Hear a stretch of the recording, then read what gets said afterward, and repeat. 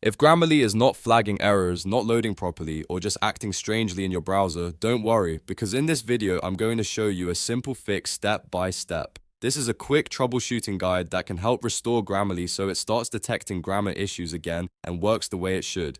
If this tutorial helps you out, make sure to hit the like button and subscribe for more helpful software fixes just like this. Let's jump right in. First, open your browser and go to the Grammarly website or the browser page where Grammarly is installed and running.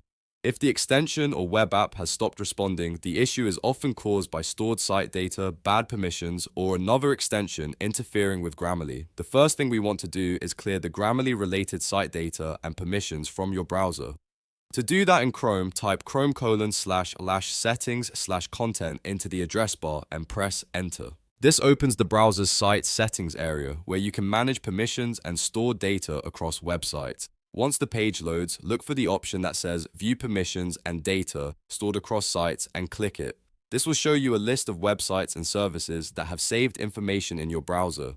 Now, search through the list for Grammarly-related entries. When you find them, click the trash can icon next to each one to remove the saved data. This step is important because corrupted permissions or outdated site data can prevent Grammarly from loading correctly or cause it to stop underlining mistakes. After deleting those entries, refresh the browser or restart it completely so the changes take effect. If Grammarly is still not working after that, the next thing to check is whether another extension is interfering with it. A lot of the time, ad blockers, VPN tools, privacy extensions, or script blockers can stop Grammarly from functioning properly because they interfere with how the page loads or how the extension communicates with the browser.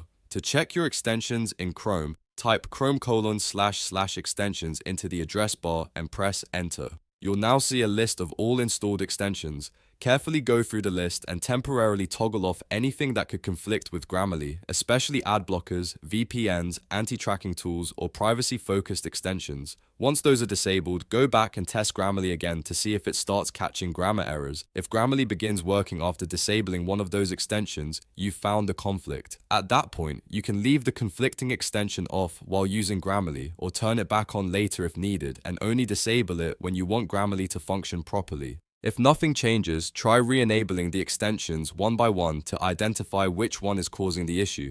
You should also make sure that Grammarly is updated, your browser is updated, and you are signed in to the correct account if you use the premium or web version. Sometimes a simple browser, refresh, or full restart is all it takes after clearing data and turning off conflicting extensions. If you're using Grammarly in a separate browser, you can even test it there to see whether the issue is browser specific. The main goal here is to remove anything that may be blocking Grammarly from loading or analyzing your text correctly.